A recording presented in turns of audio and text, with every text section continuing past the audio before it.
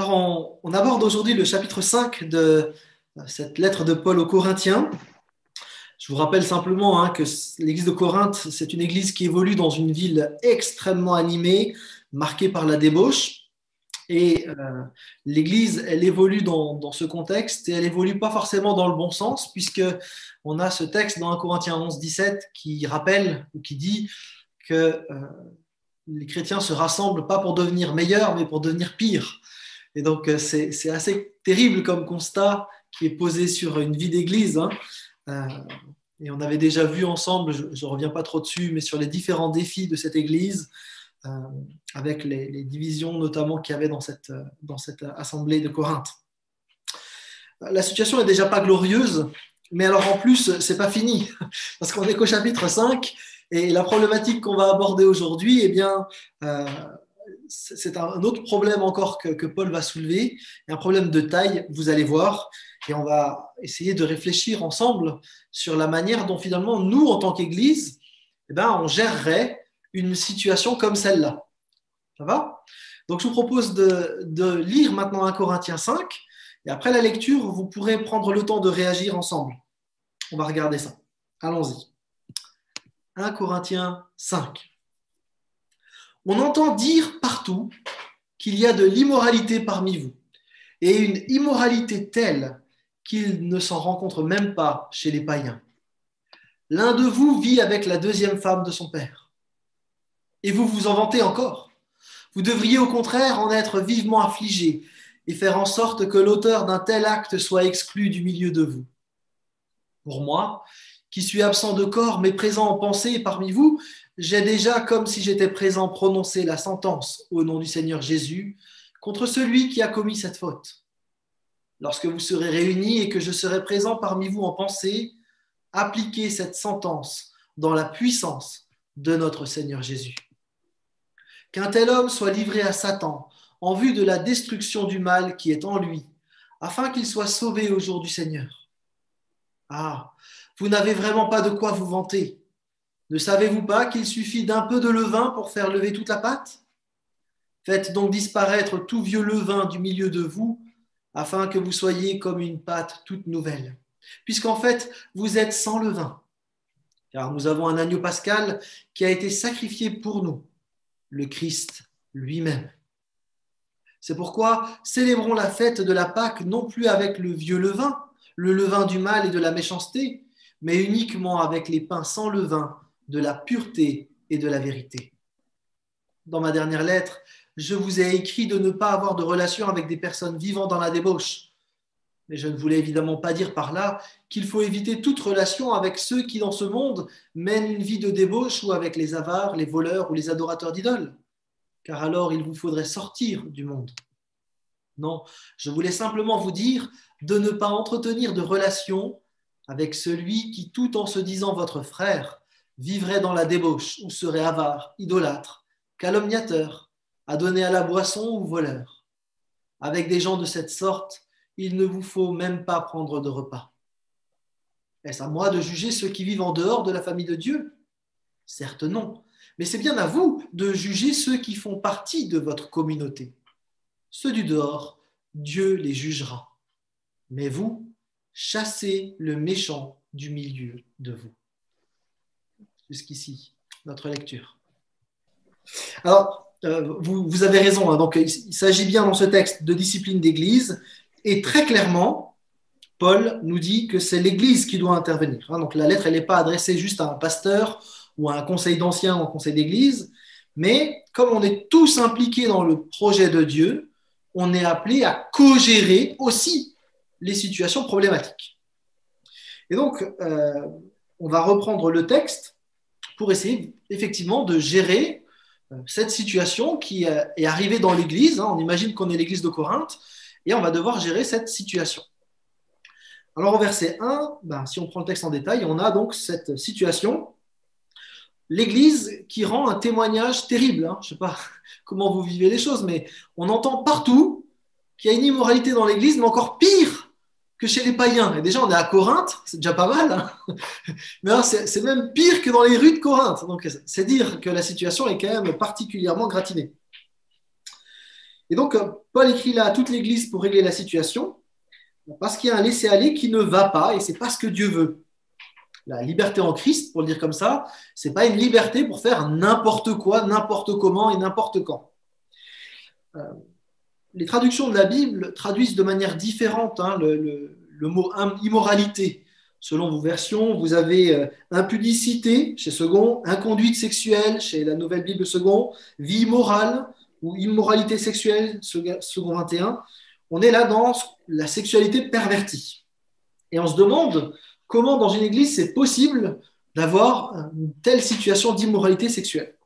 Alors, c'est probable que la moralité ambiante a dû jouer. Hein. Puis il y a une situation qui s'est installée dans l'église et on n'a peut-être pas eu le courage de dire les choses. Peut-être que tout le monde attendait que quelqu'un d'autre dise quelque chose. Peut-être certains avaient peur de ne pas avoir assez de tact pour aborder la question. En tout cas, il y avait peut-être aussi le fait que des gens se disaient bon, ben, c'est pas mon problème, chacun sa vie et puis ça va bien. En tout cas, il y a une problématique autour du silence dans cette église. Peut-être que les avis étaient partagés d'ailleurs. Les gens n'étaient peut-être pas unis sur la réponse à donner à cette situation. On va devoir détailler un petit peu. Peut-être même que certains trouvaient ça cool. En fait, voilà, ce couple s'aime, il faut être tolérant, ça va bien, c'est pas grave, c'est leur histoire. Alors, je vous propose d'essayer de réfléchir ensemble à la situation. Et d'entrée, j'aimerais dire que quand on parle d'éthique chrétienne et d'éthique sexuelle en particulier, on entre dans une question épineuse, ou du moins qui mérite de prendre le temps de la réflexion. Parce qu'on n'a pas tous le même point de vue sur certains de ces sujets, et souvent notre ressenti, notre vécu, notre passé avec les personnes concernées vont aussi déterminer notre positionnement. Si je suis proche des personnes concernées, je vais avoir tendance à avoir un certain discours, alors que si c'est des gens que j'aime pas, je vais avoir un autre discours. Et vous voyez que là, on n'est pas toujours très impartial dans notre manière de gérer des conflits d'église. En plus, il y a une autre difficulté, c'est qu'on a plein de sujets sur lesquels on va pas trouver le petit verset qui va bien et qui va répondre pile poil à la situation qu'on est en train de vivre. On va prendre un exemple concret, qui n'est pas de l'immoralité, hein, comprenez-moi bien, mais qui questionne au niveau de l'éthique. Si on parle de la PMA, procréation médicalement assistée, vous allez avoir du mal à trouver un verset dans la Bible qui parle de ça, parce que la technique n'existait pas à l'époque. Et donc, ce sera autrement qu'il va falloir pouvoir répondre à la question si quelqu'un vous dit oui, mais j'envisage la PMA, est-ce que c'est juste, est-ce que c'est pas juste, qu'est-ce que dit la Bible? Comprenez l'enjeu. Hein, donc, quand on fait de l'éthique, dans l'éthique sexuelle en particulier, on ne va pas pouvoir juste prendre un verset, mais il va falloir regarder de manière un petit peu différente. Et puis, bien sûr, on est sur des sujets qui touchent à l'intimité, donc il faut du tact, il y a des enjeux pour les gens. On pourrait parler du concubinage, par exemple. Là encore, la Bible, elle n'en parle pas directement. On n'a pas un verset qui va tout de suite dire les choses. Alors la question, elle est importante. Est-ce qu'il faut rejeter le concubinage? Et on dira, il n'y a pas eu de mariage, donc il ne faut pas qu'il n'y ait pas de vie ensemble, parce que la Bible le dit, sauf que la Bible ne le dit pas aussi clairement que ça. Certains vont dire, oui, mais le mariage biblique, quand même, c'est important. Sauf que le mariage biblique, déjà, quand on commence à réfléchir, il y a plusieurs points de vue. Abraham était marié à Sarah, mais il a utilisé une sorte de mère porteuse avec Agar. Rebecca et Isaac, ils se sont rencontrés, ils ont fait l'amour et ils étaient mariés. David et Salomon, on a des exemples de polygamie. Alors après, on a la procédure juive dont je vais parler, la manière dont au temps de Jésus, ça se faisait le mariage. Mais il y a aussi la procédure romaine. Procédure romaine, c'est vous êtes en concubinage pendant 1 an et ensuite vous êtes marié. Et puis on sait bien que dans l'Église, au niveau mondial, la place de l'État, la reconnaissance change. Vous avez des cultures dans lesquelles c'est le mariage coutumier qui va faire référence. Pour d'autres, c'est le mariage entre familles. Pour d'autres, c'est le mariage civil. Pour d'autres, c'est le mariage en tant que bénédiction. Et du coup, parler de mariage biblique, déjà, on parle d'un ensemble qui est assez vaste. Et vous comprenez qu'on ne peut pas juste prendre un verset et puis le balancer à la tête des gens. Il faut quand même réfléchir un petit peu avant de donner une réponse. Dans le mariage juif, à l'époque de Jésus, les choses se passent comme ça. Il y a une demande aux parents. Ensuite, il y a ce qu'on appelle le mohar. C'est une sorte de dot qu'on donne en fait à la famille de la mariée. Et donc, les personnes sont fiancées pendant une période qui dure plus ou moins 1 an. Dans ce temps d'attente, le mari prépare le logement et ce n'est qu'au bout d'un an qu'il vient finalement chercher sa femme dans une grande fête, et qu'à ce moment-là, on a la consommation du mariage. Alors, du coup, si je reviens à ma question sur le concubinage, qu'est-ce qu'il faut faire? Est-ce qu'il faut le permettre, le déconseiller, le condamner? Et là, nos réponses vont varier en fonction de nos vécus et de ce qu'on comprend du texte biblique. Et vous comprenez qu'on ne peut pas être aussi catégorique, peut-être, que certains voudraient l'affirmer. Un autre exemple encore sur l'éthique sexuelle, mais pareil, on va avancer, c'est la question des modalités de vivre la sexualité dans le couple. Est-ce qu'il y a des pratiques interdites? Est-ce que finalement tout est possible dans le respect de l'autre? Quels sont les critères? Et là encore, vous allez avoir plein de réponses qui vont varier en fonction de l'arrière-plan des gens. Alors, comment se repérer dans ce magma de l'éthique sexuelle? Surtout que la Bible, elle affirme sans détour que ce que Dieu veut, c'est que vous meniez une vie sainte, que vous vous absteniez de toute immoralité, que chacun de vous sache gagner en parfaite maîtrise de son corps pour vivre dans la sainteté et l'honneur, sans se laisser dominer par des passions déréglées, comme le font les païens qui ne connaissent pas Dieu. La Bible nous appelle à fuir l'immoralité sexuelle. Mais du coup, qu'est-ce qu'on met comme définition à immoralité sexuelle? C'est pas si simple. Qu'est-ce que ça veut dire? Pour certains, telle pratique sexuelle du couple sera condamnable. Pour d'autres, pas du tout. Pour certains, le divorce sera vu comme une immoralité. Pour d'autres, ce n'est pas le cas. Pour certains, vivre en colocation avec une personne de l'autre sexe sera de l'immoralité. Pour d'autres, ce n'est pas le cas. En fait, dans tous les sujets éthiques, on n'a pas le petit verset qui va nous donner la réponse et qui répondrait à toutes les situations de tous les temps. En fait, il y a plein de situations qui ne sont pas prévues par la Bible. On n'a pas un traité de sexualité dans la Bible qui évoquerait toutes les pratiques possibles et imaginables. Et donc, vous comprenez que dans toute situation d'éthique, on va devoir finalement mettre en place une sorte de méthode pour prendre une décision. Alors, on va faire de différentes manières. D'abord, on va réfléchir à c'est quoi la situation, les contours exacts, bien comprendre ce qui est vécu dans l'écoute. Si on est avec des gens qui vivent des choses, il va falloir qu'on prenne le temps de les écouter. On ne peut pas juste leur balancer un principe biblique dans la tête, mais bien comprendre de quoi il s'agit. Ensuite, effectivement, il s'agira d'étudier le texte biblique avec tous les textes qui parlent du sujet pour bien comprendre ce que la Bible en dit, quels sont les principes, et ensuite seulement on pourra prendre une décision. Et le texte que nous lisons nous appelle à le faire en église, de vraiment baliser les choses comme ça en église. Donc on va essayer de le faire ensemble, si ça vous va. L'enjeu, c'est qu'il ne faut pas aller trop vite pour ne pas porter un jugement trop hâtif. Et parfois, ce serait un peu la tendance de juger très rapidement et finalement de faire dire à la Bible ce qu'elle ne dit pas précisément et de condamner parfois de manière injuste. Dans d'autres domaines d'éthique, je pense à des gens qui se sont culpabilisés, par exemple, que leur époux a été incinéré plutôt qu'enterré, par exemple. Et on leur a sorti 2-3 versets hors contexte en disant c'est mal. C'est pas si simple que ça. À l'inverse, l'autre problème, ce serait de ne pas bouger du tout et finalement de tout accepter dans l'Église et de ne pas respecter le cadre que Dieu a donné dans le cadre biblique, parce que Dieu a dit des choses. Et ce n'est pas parce qu'on n'a pas le petit verset qui va bien que Dieu n'a pas exprimé des choses claires. Et donc là, le risque, ce serait de ne pas condamner d'une manière juste, parce qu'il y a des choses qu'on doit dénoncer aussi. Ça va? Donc on a 2 extrêmes à éviter. Alors on va essayer de regarder de plus près maintenant quelle est la situation dans l'église de Corinthe. On va essayer de bien comprendre. Au verset 1, on apprend qu'il y a un des chrétiens qui vit avec la deuxième femme de son père. Alors là, on ne parle pas de colocation. La Nouvelle Bible seconde dit « L'un de vous a la femme de son père ». Donc, il a pris la femme de son père.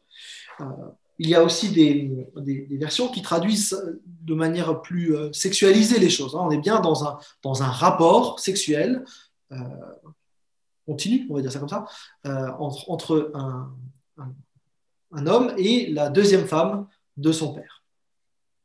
Alors, il faut nous mettre dans la situation. Imaginez des gens ce couple-là qui aurait des motifs légitimes de vivre ça. On va vous dire, oui, mais il y a de l'amour.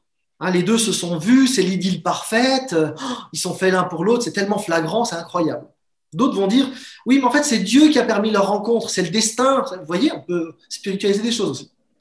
D'autres vont dire, peut-être, on peut imaginer la situation, le père, c'était un sale type, elle était ultra malheureuse, et en fait, elle a retrouvé du réconfort chez le fils. On peut aussi imaginer une situation où voilà, le fils est quelqu'un de très spirituel, qui fait des super prédications, des belles prières. Voilà, on est avec lui, on comprend bien. D'autres encore pourraient dire, oui, mais la belle-mère, en fait, elle est plus proche en âge du fils que du père. Et donc, c'est normal qu'elle aille vers le fils. Donc, il y a plein de possibilités. Hein. La Bible n'en parle pas. Mais on peut imaginer des choses pour comprendre un petit peu et essayer de discerner que finalement, on pourrait avoir des situations assez complexes, en fait, en face de nous. C'est rare que les situations qu'on rencontre d'un point de vue humain et relationnel soient d'une clarté, d'une limpidité telle qu'il n'y a pas d'hésitation, quoi. Alors maintenant qu'on a fait le tour de la situation, idéalement, on a discuté avec les personnes, on va regarder ce que la Bible en dit. Parce qu'en fait, on ne peut pas s'arrêter à la liberté individuelle des amants et à leur amour pour prendre une décision. En fait, tout n'est pas acceptable, même au nom de l'amour. Pourquoi? Parce que, en fait, nous affirmons que Dieu existe et qu'il a posé un cadre. Et donc, on a une différence avec la société d'aujourd'hui qui dit, finalement, c'est la liberté individuelle, chacun fait ce qu'il veut. Dans le cadre de l'Église, ce n'est pas le cas. Dans le cadre de l'Église, nous avons un Dieu qui a posé des règles, et donc des principes en tout cas, et nous sommes appelés à vivre de ces principes. Donc notre référentiel, ce n'est pas nous, c'est ce que Dieu dit dans sa parole. Alors on va essayer d'avancer ensemble. Au niveau de la sexualité, c'est très clair que si on s'en tient au texte biblique, le cadre prévu pour la sexualité, c'est une alliance exclusive entre un homme et une femme. Et on connaît ce texte de Genèse 2, versets 23-25. On pourrait en citer beaucoup d'autres, hein, parce qu'on retrouve ce texte finalement dans plein d'autres textes, notamment dans des textes que Jésus cite lui-même. Hein. On pourrait aussi citer des textes qui parlent de polygamie, qui montrent finalement que c'est un échec à chaque fois. On a aussi plusieurs autres textes qui comparent Christ à l'Église dans un mariage. Donc on a quand même des textes qui insistent sur le mariage unique et exclusif. Alors on ne va pas faire tout le tour cet après-midi parce que sinon on n'aura pas le temps. Mais si on voulait maintenant gérer en Église ce type de situation, il nous faudrait prendre le temps de faire le tour de tous ces textes. J'ai choisi ce texte-là parce que c'est un des textes essentiels finalement pour pouvoir poser le cadre, les principes bibliques autour du mariage. Donc on va le lire ensemble. On est après la création, donc hein, l'homme et la femme. Hein. L'homme s'écria, voici bien cette fois celle qui est os de mes os, chair de ma chair. Elle sera appelée femme car elle a été prise de l'homme. C'est pourquoi un homme se séparera de son père et de sa mère et s'attachera à sa femme, et les deux ne feront plus qu'un. L'homme et sa femme étaient tous deux nus, sans en éprouver aucune honte. Différents principes qu'on peut tirer de ce qu'on pourrait appeler le cadre biblique, éthique de la sexualité. D'abord, on parle d'un homme et d'une femme. Il ne s'agit pas d'un homme avec des animaux. Vous savez que dans le Lévitique, dans le Deutéronome, plusieurs fois, il y aura des règles qui vont dire l'union avec des animaux, ce n'est pas possible. La zoophilie, même si quelqu'un disait oui, mais moi je suis tellement attaché à mon animal que c'est pas possible. C'est inacceptable. Vous avez au Brésil un homme qui s'est marié avec son chien récemment. Hein. C'est complètement improbable. C'est pas du tout le cadre biblique. Mais en tout cas, même si la société le permettait chez nous, le cadre biblique ne le permet pas. Il y a dans notre texte un rapport de respect mutuel, de reconnaissance, une égalité statutaire devant Dieu qui est soulignée 3 fois. Hein. Os de mes os, chair de ma chair. Isha tiré de Ish. Et donc là, il y a vraiment cette idée que ce sont les deux ensemble qui décident de s'allier. Hein, donc tout ce qui est l'ordre de la relation imposée de type viol n'est pas acceptable dans le cadre biblique. Vous avez un bel exemple avec Isaac et Rebecca notamment, où le beau-père donc le père de Rebecca demande à Rebecca si elle veut suivre le serviteur d'Abraham pour être mariée à Isaac. Donc il y a un consentement qui est demandé parce que la femme est responsable finalement, ou en tout cas est associée au choix. On ne lui impose pas le choix dans le cadre biblique. Bien sûr, il faut aussi parler de la différence et de l'altérité sexuelle, homme-femme. Et là, ça concerne l'homosexualité en particulier. Vous avez des textes comme Romains 1 qui vont redire les mêmes choses. On a d'autres textes qui en parlent aussi. La polygamie, j'en ai parlé, ou les couples qui ne sont pas uniques, hein, des couples avec plusieurs partenaires. À chaque fois dans le texte biblique, c'est décrit comme une catastrophe.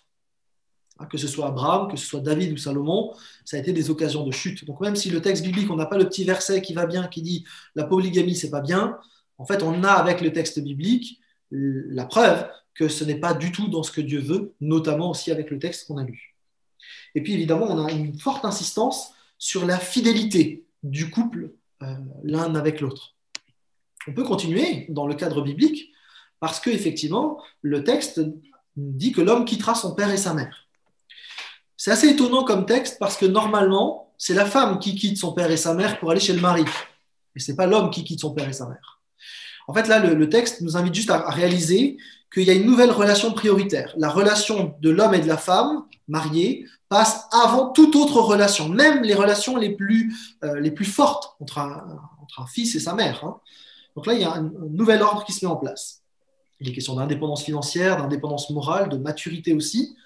Hein, donc, on a vraiment cette idée de personnes qui choisissent et qui assument finalement leur relation. Ça exclut tout type de relation où moi, en tant que père, je marierais par exemple ma fille avec quelqu'un qu'elle n'a pas choisi.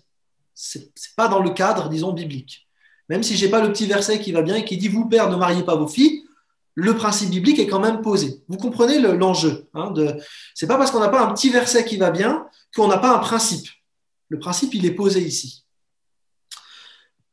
On a ensuite l'idée de l'homme qui s'attache à sa femme avec la construction, la création du lien. Donc, on n'est pas juste dans un rapport sexuel. Un couple ne se résume pas à un rapport sexuel. Donc, on ne peut pas juste avoir un mari typiquement qui dirait « Oui, mais moi, je veux juste des rapports sexuels avec ma femme. En fait, la relation, je m'en fiche. » Ce n'est pas ça le cadre biblique. Il y a une relation de couple, l'idée d'une alliance qui est contractée avec aussi la fidélité. Et au passage, dans le texte où il est question d'infidélité qui est problématique, qui dit on ne peut pas divorcer sauf en cas d'infidélité, le mot infidélité, ce n'est pas juste infidélité extra-conjugale, c'est infidélité au sens très très large. Et il me semble qu'on peut être infidèle envers sa femme avec son ordinateur, par exemple. En passant ses heures et ses nuits sur l'ordinateur, on n'est pas fidèle à sa femme, si on n'est jamais avec elle. Vous comprenez, hein, c'est quelque chose d'assez large. Même si effectivement le texte biblique ne nous donnera pas un verset pour dire Marie, l'ordinateur est proscrit le soir. Ce n'est pas ça qu'on dit. Mais il y en a des principes qui sont posés. Et puis il y a ensuite l'idée de former plus qu'un. Donc là, il y a une question d'unité sexuelle, financière, morale, nouvelle cellule familiale qui permet des enfants. Donc là, on a un cadre aussi qui est posé. Et puis enfin, il ne faut pas oublier de le dire, parce que notre texte de Genèse 2 se termine avec la nudité. Il est question du plaisir conjugal. Hein, on a d'autres textes comme dans Proverbe 5. Il dit voilà, que ta source soit bénie, fais ta joie de la femme que tu as aimée dans ta jeunesse, biche charmante, gracieuse gazelle, que ses charmes t'enivrent toujours et que tu sois sans cesse épris de son amour. Hein, donc le couple marié n'est pas que là pour avoir des enfants, mais aussi pour vivre une dimension sexuelle épanouissante. Alors je reviens à notre situation d'A Corinthiens 5. Bien, on a bien un homme et une femme. Check, ça va, pas de problème de ce côté-là. Par contre, il y a de l'adultère. Parce que cette femme, elle était mariée avec le père d'abord. Donc on a déjà un problème. Il y a de l'adultère. On a un autre problème, c'est qu'il y a de l'inceste. C'est que là, c'est le fils avec la belle-mère. Et on a beaucoup de textes dans l'Ancien Testament qui affirment que le fils n'a pas à être avec la femme de son père. D'ailleurs, je vous invite à remarquer que dans ces textes-là, on insiste plus sur l'honneur dû au père que sur une morale sexuelle. Quelque part, l'honneur dû au père prend le relais de la moralité sexuelle dans ce texte-là. En tout cas, ici, on a non seulement le cadre du mariage qui est bafoué avec l'infidélité, mais en plus le cadre de la famille qui est bafoué puisque c'est un fils qui va vers son père. Et pour Dieu, là, le mélange n'est pas possible. Hein. Les parents sont avec les parents, les enfants sont avec les enfants. Pas de confusion. On peut ajouter encore un autre problème dans cette situation, c'est que la Bible nous ordonne de nous soumettre aux autorités. Or, la loi romaine, comme la nôtre, indique que coucher avec sa belle-mère, c'était hors la loi. C'était un problème de société majeur. Je vous pose une question très simple. Hein. Vous êtes juriste, par exemple.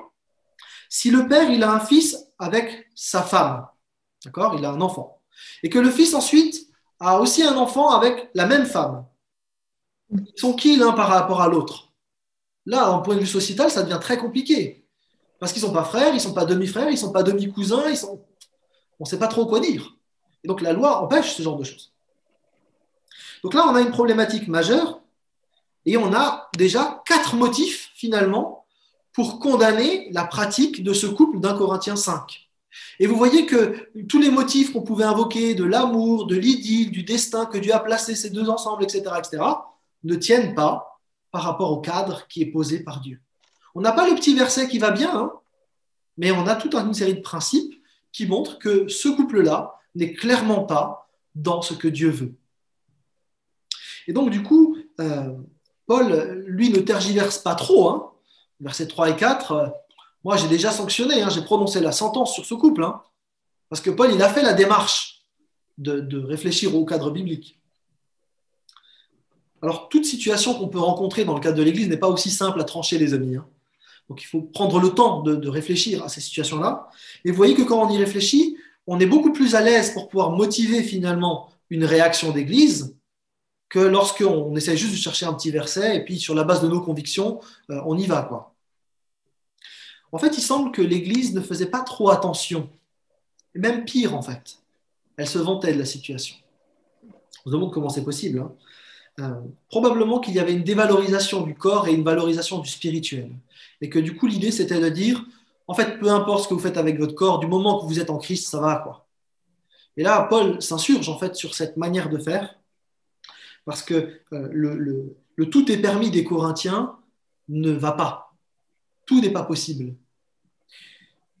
Peut-être qu'il y avait aussi une certaine idée de la liberté, une certaine idée de l'amour qui était là, et Paul s'insurge. Hein. C'est pas possible de ne pas tenir compte des cadres fixés par Dieu. L'immoralité doit être dénoncée et sanctionnée par l'Église. Et j'aimerais ajouter qu'on ne parle pas que d'immoralité sexuelle. En fait, toute déviation hors du cadre biblique, hors du cadre de Dieu, devrait être sanctionnée.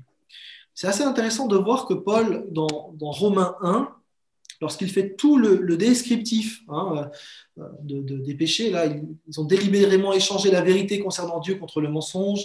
Ils ont adoré et servi la créature au lieu du Dieu créateur, lui qui est loué éternellement. Et après, vous avez toute une série de choses qui sont des péchés, en fait, hein, que Paul mentionne.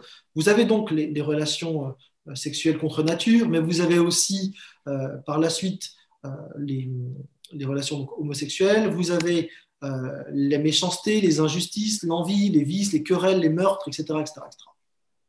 Tous ces textes-là montrent qu'à partir du moment où on change le cadre pour ne plus écouter Dieu, mais pour écouter la créature, en fait, on va forcément dans le décor. Le cadre de référence de l'Église, c'est le cadre que Dieu fixe. Et ce n'est pas le cadre que moi, je peux donner. Même avec plein de convictions, même avec des belles excuses comme l'amour, comme la liberté, comme voilà, ceci ou cela. Dit d'une manière autre, notre spiritualité ne peut pas se vivre hors du corps et hors de nos relations. Notre vie chrétienne concerne tous les domaines de notre vie, et donc je suis appelé à honorer Dieu en toutes choses. Ça a été dit tout à l'heure dans le temps de partage. Dans notre texte, Paul ne discute pas. La volonté de Dieu, elle prime sur les émotions du couple, de cette belle-mère et de ce fils. Et face à cette immoralité, l'Église aurait dû réagir. Elle aurait dû être d'abord affligée et puis exclure ce couple. Donc c'est aussi quelque chose de valable pour toute situation hors cadre. La querelle, la calomnie, ce serait ce qu'il faudrait faire. Alors j'aimerais vous laisser réagir dans un premier temps.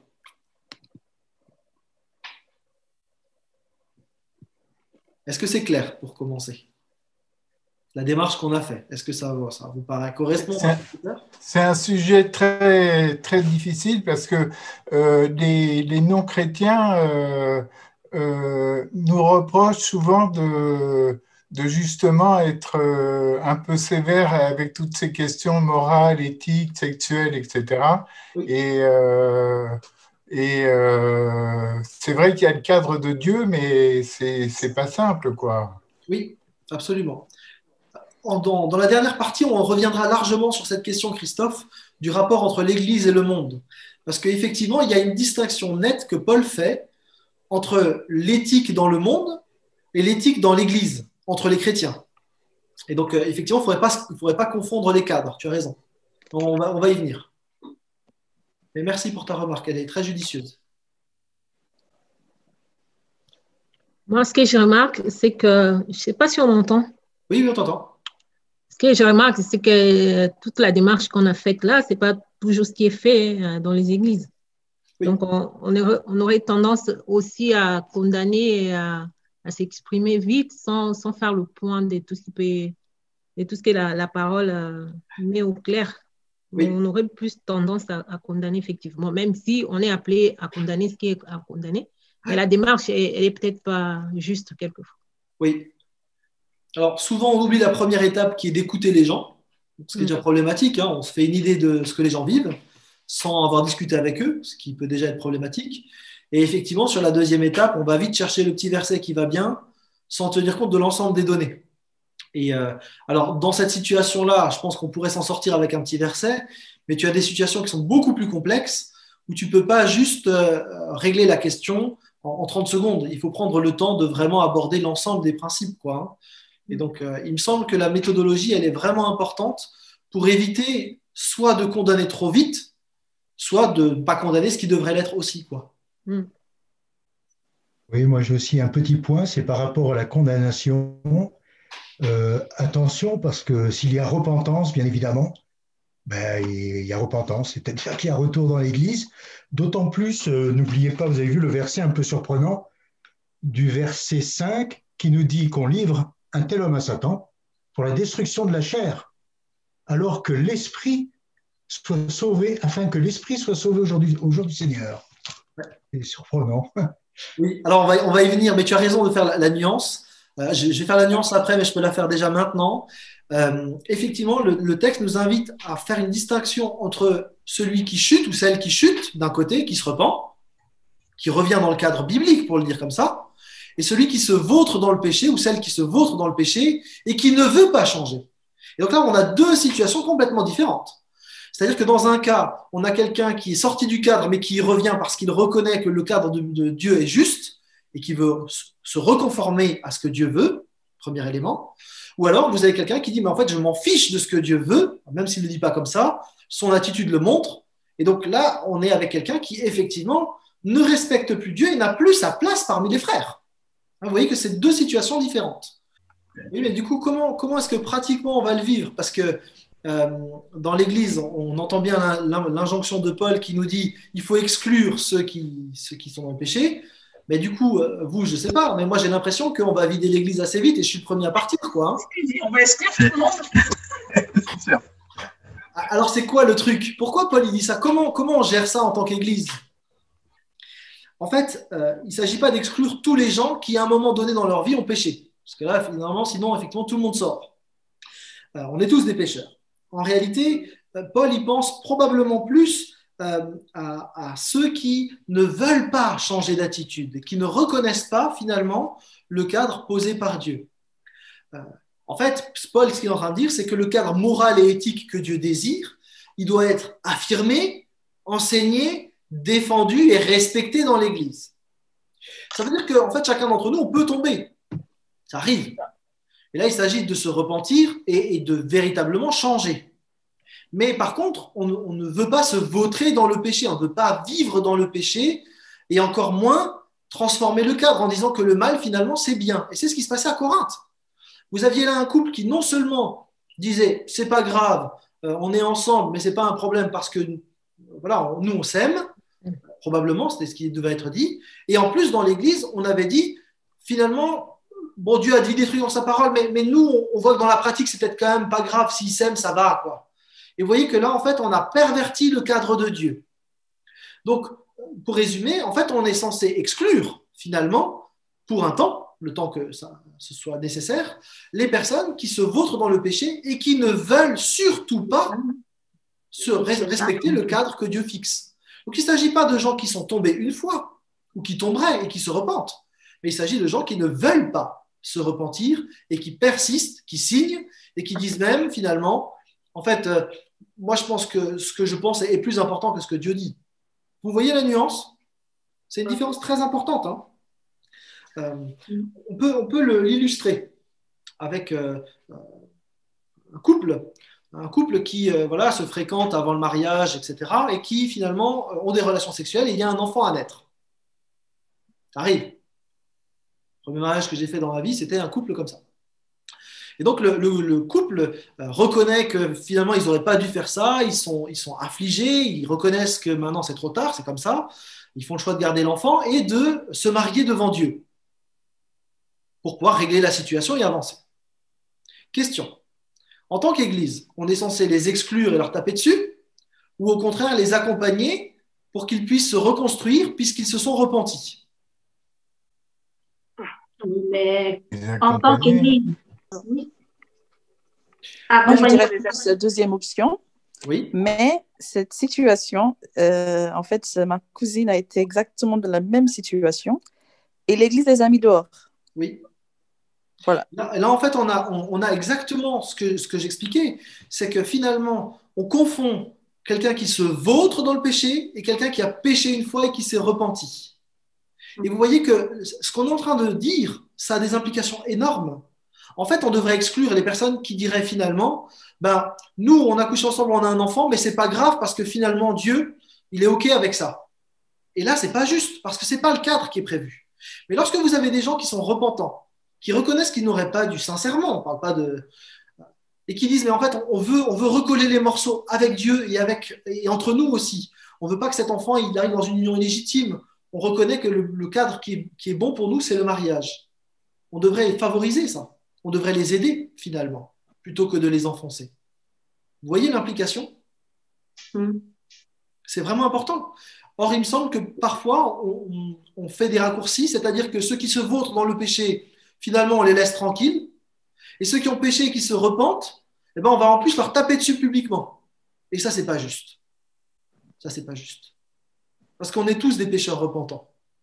Et donc, on devrait accompagner les pécheurs repentants et par contre interpeller ceux qui se vautrent dans le péché et qui ne se remettent pas en question.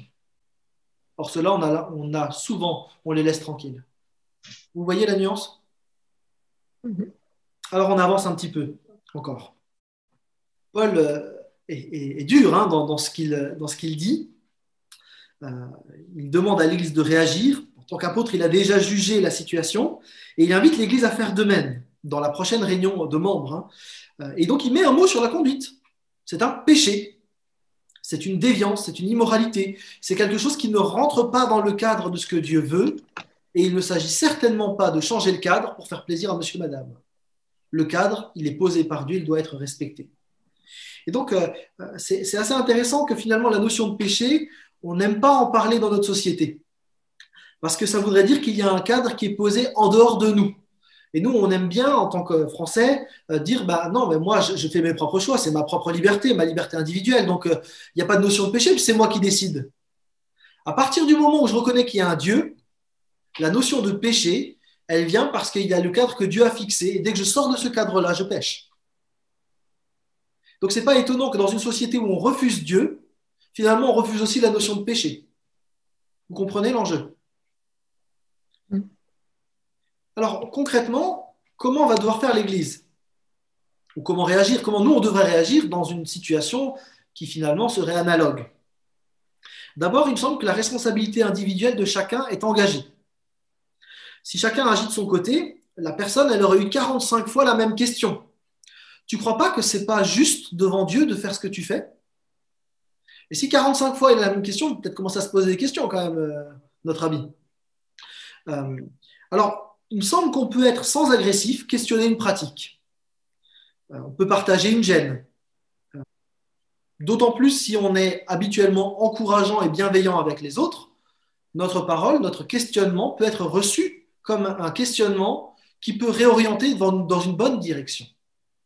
Et là, il faut faire attention de ne pas condamner avant de... Enfin, il ne s'agit pas pour nous de condamner, mais plutôt de questionner. Le jugement, il est collectif, il vient de l'Église. Pas d'une seule personne qui finalement a décidé de condamner parce que voilà, pour lui, la situation est inacceptable. Il y a une nuance entre l'étage individuel et l'étage collectif. Donc, on a le droit de poser des questions, poser des jugements, ça nécessite de la prudence et beaucoup de discernement. Et il me semble que dans le cas en particulier, il s'agit d'un discernement collectif de l'Église pour pouvoir juger de situations. Et d'ailleurs, Paul parle ici là, de jugement de l'Église, pas un jugement individuel. En fait, il invite l'Église à prendre une décision concertée. Exclure, c'est pour signifier que se vautrer dans le péché, ce n'est pas possible. On ne peut pas rester dans cette situation-là et faire comme si de rien n'était. Ça ne va pas. L'Église n'accepte pas ça. L'Église veut vivre sous le cadre de Dieu. On n'est pas parfait, mais on essaye au moins de s'y conformer. Et de dire que finalement, ce n'est pas grave, ce n'est pas acceptable. Donc là, il y a une nuance. Peut-être encore une chose encore à dire là-dessus, c'est qu'une suspicion de péché, ce n'est pas un péché. La présomption d'innocence, elle est valable aussi dans l'Église. Il n'y a que Dieu qui connaît les cœurs et les motivations. Et là, il faut faire attention sur la manière dont on peut juger de certaines situations. Quand j'étais étudiant, il y avait 2 de mes amis qui vivaient en colocation. Ils étaient 4, il y avait 3 filles, un gars. Et en fait, il y avait des personnes dans l'église qui étaient tellement suspicieux qu'ils disaient oui, mais c'est sûr, ils couchent ensemble tous les 3, etc., etc., etc. Et en fait, c'est pas vrai. C'était juste des colocataires. Et donc, il faut faire attention de ne pas non plus projeter sur des gens des choses qu'ils ne font pas. C'est pas juste. Alors, c'est sûr que dans la pensée biblique, on prend Matthieu 18, il est question de toute une échelle de réaction. Oui. Il me semble que dans la situation que se vit à Corinthe, on parle quand même de quelque chose d'assez grave qui non seulement n'est pas reconnu par les personnes qui vivent ça, mais en plus l'Église elle-même le valide. Et donc, on est bien dans cette situation-là où l'Église est appelée à se prononcer collectivement sur une situation parce qu'effectivement, là, il y a un risque de division, c'est clair.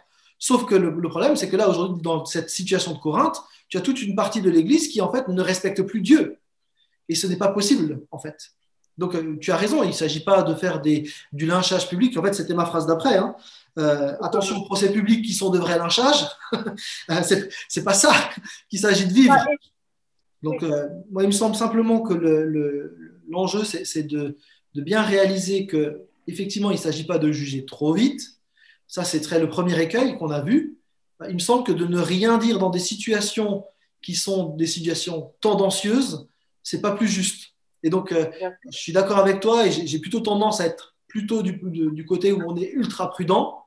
Mais il me semble qu'il faut faire attention aussi de ne pas laisser tout faire. Parce que parfois, on peut avoir sous les yeux des situations et finalement ne pas avoir les yeux ouverts sur une relation qui va dans le mauvais sens alors qu'on aurait pu l'arrêter assez vite en fait.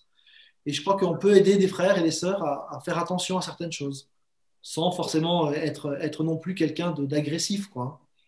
Et donc, il me semble que voilà, la limite, elle est difficile à trouver, je suis d'accord. Mais ce n'est pas parce qu'il y a un équilibre difficile à trouver que nécessairement, il ne faut rien faire. C'est ça que j'aimerais dire. Je ne suis pas en train de parler de gens qui sont tout le temps dans la suspicion, etc. Mais il me semble que notre responsabilité, elle peut être engagée quand même. Et dans ce texte-là, en tout cas, il me semble que Paul nous invite collectivement à prendre conscience de certaines choses et aussi de réfléchir comment individuellement on peut peut-être questionner une pratique. En tout cas, l'apôtre Paul, lui, il y va fort. Et je crois qu'il faut aussi entendre le texte biblique. Qu'un tel homme soit livré à Satan en vue de la destruction du mal qui est en lui, il n'y va pas avec le dos de la cuillère, quoi, notre ami Paul. Donc, il y a une formule d'excommunication qui est là. C'est une formule qui était en usage chez les Juifs. Et donc, ça impliquait l'exclusion de l'Église en renvoyant le pécheur finalement dans l'arène du monde, dans la sphère de Satan. Parce que du coup, cet homme-là, ne respectant pas le cadre que Dieu donne, eh bien, il se comporte comme un païen. Et donc, on acte simplement le fait qu'il est païen. Et que ne respectant pas le cadre de Dieu, en fait, il n'a plus sa place parmi les membres. Il est le bienvenu dans l'Église, mais il n'a plus sa place parmi les membres. Effectivement, la difficulté dans ce type de discours, c'est qu'il y a tous les abus possibles avec ça. Et donc, je comprends bien, mais ce n'est pas parce qu'il y a eu des abus qu'on ne doit pas non plus essayer de mettre en place des principes qui sont justes, vous comprenez? En fait, justement, le grand principe que Paul met en place, c'est de viser la repentance de la personne et sa réintégration. Et en fait, on a dans 2 Corinthiens, on va avoir justement un exemple de quelqu'un, on va y venir, qui se vautrait dans le péché, qui a été repris collectivement par l'Église de Corinthe et qui est revenu repentant et qui doit maintenant être accueilli dans l'amour. Donc il y a vraiment cette notion-là.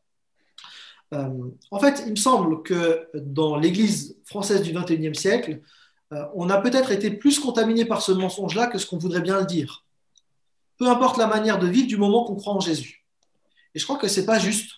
En fait, on est passé d'un mouvement de balancier avec le légalisme des années 60, où tu seras sauvé seulement si tu respectes toutes les règles. Et effectivement, on avait à ce moment-là, et peut-être pour ça que vous réagissez, des discours ultra culpabilisants, violents, cassants, avec des abus en tout genre. Ce n'était pas juste. Mais à l'inverse, le laxisme, peu importe la manière de vivre du moment qu'on croit en Jésus, n'est pas plus juste. Et ce n'est pas parce qu'on est dans un extrême qu'on doit aller à l'autre. C'est entre les deux qu'il faut être. C'est-à-dire qu'on est appelé à vivre dans le cadre biblique, de s'encourager et de se reprendre les uns les autres, mais aussi de s'accueillir ensuite, après la repentance, dans l'amour. Et il me semble vraiment qu'il faut tenir les deux ensemble. Le texte biblique ne nous permet pas de faire soit du légalisme, soit du laxisme. Le légalisme, c'était les pharisiens, clairement, qui jugeaient tout le monde, tout le temps et en toutes circonstances. Et le laxisme, eh bien, c'était les Corinthiens. Finalement, faites ce que vous voulez, c'est pas grave. Et dans les deux cas, la Bible réagit sévèrement. Il me semble qu'il faut garder cette idée-là que Dieu est un Dieu de grâce, et donc on est appelé à le vivre de la grâce autour de nous, mais je suis aussi appelé à l'honorer dans tous les aspects de mon existence. Et donc, on a cet exemple, donc, je disais dans 2 Corinthiens, où la personne s'est repentie, et donc Paul dit, voilà, le blâme que lui a infligé la majorité d'entre vous est suffisant pour cet homme, vous devriez à présent lui accorder votre pardon et le réconforter, parce que la personne, justement, a demandé pardon, elle a reconnu devant Dieu que son attitude n'était pas bonne, et donc maintenant il s'agit de la réintégrer. Et en fait, on est prompt à juger et à condamner. Il me semble qu'on a beaucoup plus de difficultés à réintégrer. Et là, il y a des choses à apprendre, là aussi, de se mettre à l'écoute de la parole de Dieu pour pouvoir accueillir le repentant. Et ça, on a beaucoup plus de difficultés à le faire. Ce qui veut dire que quand on parle d'honorer Dieu en tout, Dieu exige de nous la sainteté. La première des choses, c'est que c'est bien de l'apprendre seul avec le Saint-Esprit et du coup de se poser devant Dieu. Est-ce que mon attitude est juste devant Dieu dans telle situation ? Les frères et sœurs peuvent aider par des questions intelligemment posées, il me semble vraiment qu'on peut avoir des frères et des sœurs qui nous interpellent aux bons endroits. Moi, je me souviens très bien de remarques de gens sur mon attitude professionnelle de surcharge, et les questions que Jean me posait m'ont permis de me recentrer sur quelque chose de plus juste. Et il me semble que sans Jean, j'aurais eu plus de mal à le faire. Et donc, je suis reconnaissant que j'ai un frère qui m'a interpellé.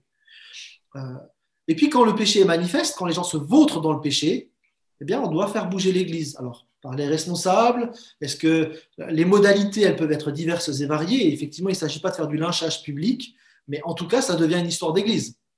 Et l'Église doit être mise au courant à un moment donné que telle personne a été exclue de l'Église pour telle attitude qui n'est pas conforme à ce que Dieu veut et la personne ne veut pas reconnaître son attitude. Mais on ne parle pas de choses secondes, on parle vraiment de choses énormes là. Il ne s'agit pas de dire quelqu'un m'a contredit, voilà, c'est pas ça, là c'est entrer dans l'abus. Alors je vous propose d'avancer encore un petit peu. Le texte nous invite aussi à réfléchir de manière un peu plus large sur la question de la liberté. Parce que si la liberté, c'est l'absence de cadre, c'est une vie sans limite, ça va vite poser problème. Parce que du coup, chacun a sa règle et finalement, on ne peut plus vivre ensemble. Je vous donne un exemple très, très bête et basique, mais pourquoi est-ce que je ne vais pas tuer celui qui me pose souci ? Pourquoi je ne vais pas cambrioler mon voisin qui est plus riche que moi ? Voilà, finalement, je fais ce que je veux. Et la liberté individuelle poussée à son apogée, c'est une impossibilité de vivre ensemble. Et c'est d'ailleurs ce qui a été un petit peu problématique avec la crise des Gilets jaunes. C'est que certains, au nom de la liberté d'expression, bloquaient le travail d'autres qui voulaient vivre leur liberté de travailler. Et donc, certains ont privatisé leur liberté et ils ont en fait obligé tout le monde à entrer dans leur liberté. Vous comprenez ? Et donc là, il y a eu comme un choc de liberté et on ne savait plus trop quoi faire avec ça, en fait. Alors, on a plein de questions autour de ça aujourd'hui. Est-ce qu'on a la liberté dans notre pays de crier à des policiers « suicidez-vous » ? Est-ce qu'on a la liberté sans condition de caricaturer, quitte à blesser, moralement ? Est-ce qu'on a la liberté de nier le génocide juif ? vous voyez que les questions de liberté, sans cadre, ça pose vite un certain nombre de problématiques. Quelle est notre liberté si on n'a pas de référentiel? En fait, la liberté que certains prônent dans notre pays, c'est une liberté qui leur permettrait de vivre eux comme ils aimeraient, mais sans reconnaître la liberté à d'autres. Typiquement, on va dire j'ai la liberté de ne pas croire, et donc tout le monde va se taire dans l'espace public pour que je puisse exercer ma liberté de ne pas croire. Mais du coup, celui qui voulait croire, il n'a plus la liberté de le faire ou de partager sa foi, puisqu'on a privatisé la liberté de quelques-uns qui est devenue la liberté de tous. Enfin, vous comprenez ce que je suis en train de dire ou pas du tout? Ouais. Voilà, on a la même chose sur les questions éthiques. J'ai la liberté d'être homosexuel et de le vivre. Jusque-là, pas de souci. Mais à partir du moment où on dit vous n'avez pas le droit de dire que ce que je fais n'est pas bien, c'est problématique parce que du coup, ma liberté à moi d'expression, je ne l'ai plus. Et donc, on a 2 poids, 2 mesures. Et vous voyez que finalement, dans notre pays, on parle de la liberté individuelle pour tous. En fait, ce qu'on est en train de faire, c'est qu'on privatise la liberté de certains qui devient la seule acceptable à un endroit. Et donc, on n'a plus la liberté pour tous. Et c'est le grand enjeu autour de la laïcité aujourd'hui. C'est que la laïcité qui était la permission à tous de s'exprimer, en fait, aujourd'hui, on a ce risque que finalement, on va avoir un système qui va permettre à une certaine partie de la population de vivre selon ses convictions, mais en excluant les autres. Et en fait, ce risque-là, c'est le risque en général de tous les systèmes politiques démocratiques, parce que c'est beaucoup plus dur de garder une démocratie où chacun a sa place qu'un système totalitaire qui confisque une liberté à plusieurs pour pouvoir vivre ce qu'on a envie de vivre soi. Et là, en particulier, les chrétiens ne sont pas exempts de tout reproche, parce qu'à chaque fois que les chrétiens ont pris le pouvoir quelque part, en fait, ils ont confisqué la liberté à ceux qui ne croyaient pas, et du coup, ils n'ont pas permis finalement l'exercice d'une vraie société qui fonctionne bien. On peut prendre plusieurs exemples. Alors, très récemment, on a en Afrique, par exemple. On a aussi George Bush, par exemple, aux États-Unis. On a eu Bolsonaro donc, au Brésil. Mais on pourrait parler du catholicisme en France pendant très longtemps. En fait, à partir du moment où les croyants ont le pouvoir sociétal, ils ne font pas mieux que les autres. Ils confisquent la liberté à d'autres sous prétexte d'eux. Et donc, vous voyez qu'il y a une tentation au pouvoir à laquelle il faut faire attention. En fait, le lieu public, la société doit rester un lieu public où finalement, croyants et non-croyants doivent pouvoir vivre ensemble.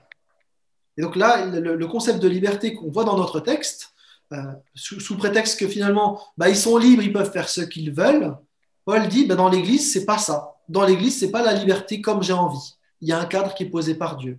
Dans la société, c'est différent. Et c'est ce que Paul va dire dans notre texte. On va le voir. Si vous regardez au verset 12, « Est-ce à moi de juger ceux qui vivent en dehors de la famille de Dieu ?» Autrement dit, est-ce que le cadre biblique que défend l'apôtre, il s'applique à l'extérieur? Non. Par contre, dans l'Église, là où il y a tous ceux qui affirment connaître Dieu et vivre selon sa loi, là, le cadre doit être respecté. Ça va? Et c'est pour ça que Paul, il dit, cette personne qui se vautre dans le péché et qui ne veut pas du cadre de Dieu, qu'elle retourne dans la sphère de Satan. Parce qu'elle n'est plus dans la sphère de Dieu. Vous voyez? Donc, on a une distinction à faire entre la société, où il faut respecter les opinions de tous, et de ce point de vue-là, il me semble que on peut entendre qu'un pape ou qu'un chrétien dise, en fait, le mariage civil des homosexuels, il n'y a pas de problème. Parce qu'on est dans la société. Tous ne sont pas d'accord qu'il y a un Dieu. On veut se respecter, aimer en tenant des positions qui sont les nôtres. Ce n'est pas mon choix de vivre ça, mais on veut vivre en société dans la paix. Par contre, dans l'Église, comme on est d'accord qu'il y a un Dieu, il a mis un cadre et qu'on veut respecter ensemble. Et donc, on veut bien accueillir des zones de débat, mais tout n'est pas sujet à débat. Il y a des principes qui sont posés. Et donc, dans l'Église, on va chercher l'honneur de Dieu dans le respect du cadre. Ça va ? Donc, il y a une forme d'équilibre que Paul nous suggère dans ce texte. C'est que l'Église, elle doit vivre dans la paix, c'est vrai, dans l'amour, c'est vrai aussi, avec l'unité, etc., mais aussi dans la sainteté. Et on ne peut pas privilégier un pôle au détriment des autres. Si on appelait à la sainteté sans amour, du coup, ce serait cassant et légaliste, ce ne serait pas juste. Il n'y aurait jamais finalement de possibilité de réconciliation, de refaire revenir quelqu'un dans l'Église. C'est le problème des pharisiens.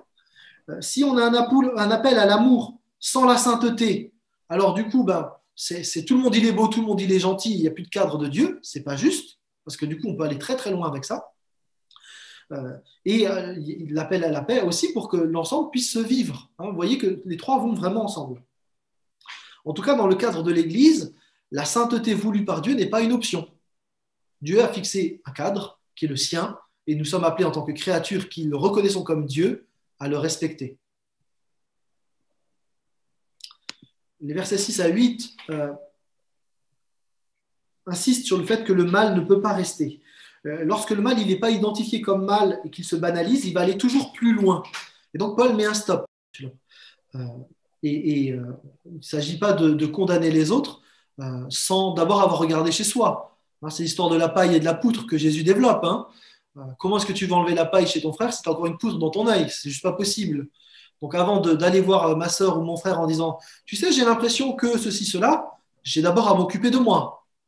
Et donc ça met aussi une forme de retenue et d'humilité qui m'oblige en fait à moi-même d'abord me questionner sur ma propre démarche. Pourquoi est-ce que je veux aller voir mon frère et ma soeur, hein?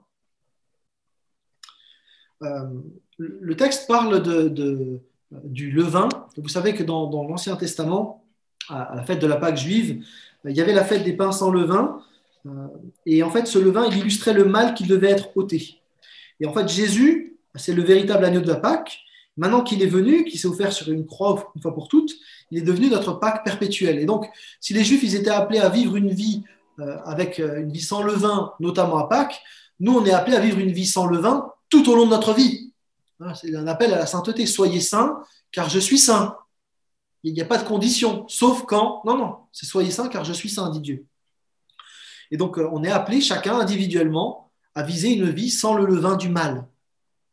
Et peut-être qu'on aura sur notre route un ami, un frère, de qui on est proche, une sœur, avec qui on pourra aider finalement à discerner parfois un levain qui n'est pas bon pour elle ou pour lui. Vous voyez l'enjeu. Et Paul, là, distingue clairement la relation avec la société, avec les gens qui nous entourent dans le monde et les gens dans l'Église, ce qu'on a vu tout à l'heure. Dans la lettre que Paul avait écrite avant, Paul avait donné des instructions qui concernaient les fêtes des chrétiens qui devaient se garder du mal qui était présent partout à Corinthe. Et le Corinthien, il s'était dit, du coup, on se coupe complètement du monde, on se coupe de la société, et puis ça va aller bien, on n'aura plus de levain. Et en fait, Paul dit, mais c'est pas ça que je vous demande. C'est que dans l'Église, vous devez vous séparer de ce qui est du mal. Mais dans la société, il s'agit d'être en interaction avec elle, en étant conscient qu'on est dans le monde, mais pas du monde. Toujours cette distinction qui est importante à faire. Et donc les versets 12 et 13, vraiment, Paul demande vraiment c'est un mot qui dure, mais de juger ceux qui font partie de la communauté. Ceux du dehors, Dieu les jugera, mais vous chassez le méchant du milieu d'entre vous. Celui qui se vautre dans le péché, qui n'en a rien à faire de Dieu. C'est de celui-là qu'on parle, pas de celui qui a chuté et qui regrette. Donc, vraiment, il faut faire la distinction entre les choses. Mais on ne peut pas, et il me semble que c'est pour ça que j'ai peut-être insisté lourdement, mais on ne peut pas accepter le mal quand il perdure dans l'Église, ce n'est pas juste. Et pas que le mal sexuel, on parle bien de toute forme finalement de déshonneur de Dieu. Il y a quelque chose là qui doit nous faire réagir autour de la notion du péché.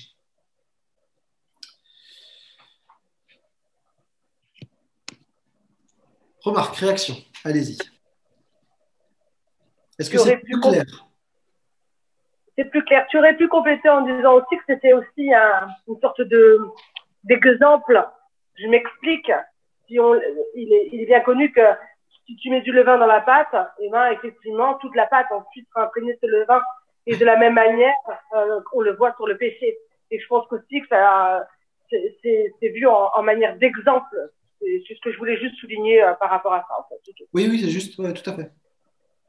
Est-ce que Paul n'était pas aussi dur parce que justement, il avait affaire aux Corinthiens? Alors, je ne pense pas qu'il était partial, en fait, Paul. Je pense vraiment que c'est la notion de l'honneur de Dieu qui le fait réagir. Donc, que ce soit des Corinthiens ou des Juifs, d'ailleurs, on constate qu'ils réagissent de la même manière. À partir du moment où l'honneur de Dieu est menacé, par le légalisme juif qui condamnait tout, notamment les non-circoncis par exemple, ou que ce soit l'immoralité grecque, dans tous les cas, il réagit parce que ce qui compte pour lui, c'est que l'honneur de Dieu, ce que Dieu a décidé, se soit respecté dans l'Église de Jésus-Christ. D'accord. Alors j'ai conscience que c'est un texte qui fait réagir, hein, et j'aimerais quand même donner quelques pistes de choses à retenir. La première, et sur laquelle j'aimerais insister, c'est sur cette distinction entre la société et l'Église. Malheureusement, on a des chrétiens évangéliques qui veulent appliquer à la société les règles de l'Église, selon comment ils la comprennent d'ailleurs. Il me semble que ce n'est pas juste et ce n'est pas ce que la Bible nous demande. On n'est pas appelé à diriger la société, on est appelé à saler la société et à avoir une voix prophétique dans cette société. Mais à partir du moment où les chrétiens ont le pouvoir, ils vont faire exactement la même chose que toute forme de pouvoir, c'est-à-dire ils vont glisser vers un totalitarisme. Et donc on est appelé finalement à être des citoyens modèles, à être des citoyens qui interpellent notre gouvernement quand il est injuste par rapport aux plus pauvres, par rapport à ceci ou cela. On a le droit d'avoir notre propre conviction sur des sujets éthiques et d'éthique sexuelle notamment, mais il s'agit aussi d'entendre ceux qui ont une autre éthique parce qu'elle n'est pas basée sur Dieu et de finalement vivre avec ceux qui n'ont pas la même éthique que nous dans la société. Dans l'Église, c'est différent. Dans l'Église, on est appelé à vivre dans le cadre que Dieu nous donne.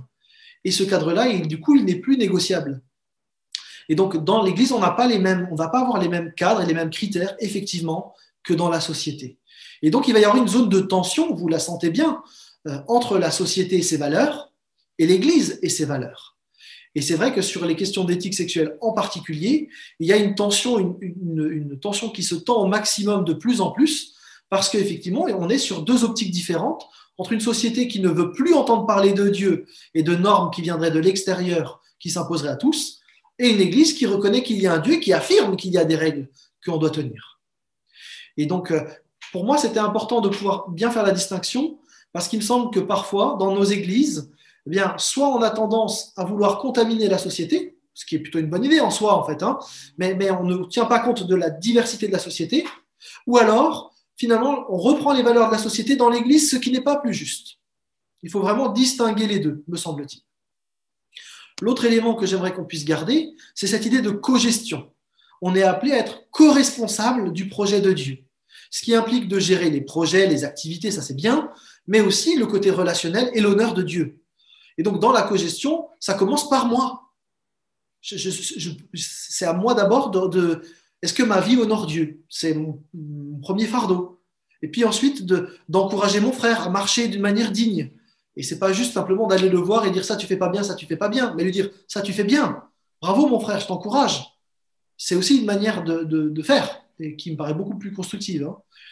Et puis, dans la cogestion, on a aussi du coup ces éléments collectifs, les réunions de membres, les moments de décision ensemble, le discernement collectif, qui doivent être mis en avant dans nos églises, parce qu'effectivement, on ne croit pas que l'église, c'est l'église d'un bonhomme, c'est l'église de Jésus-Christ, et que nous sommes son corps.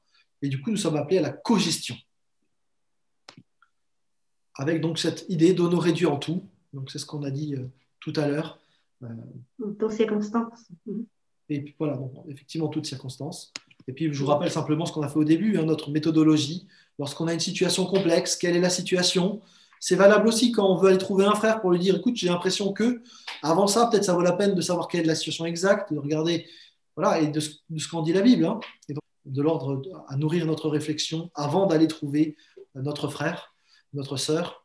Et il s'agit aussi de dire que lorsqu'on va trouver quelqu'un, ça doit toujours être fait dans l'amour et pas dans le but de casser. Toute activité chrétienne, elle se fait nécessairement dans l'amour et dans la paix.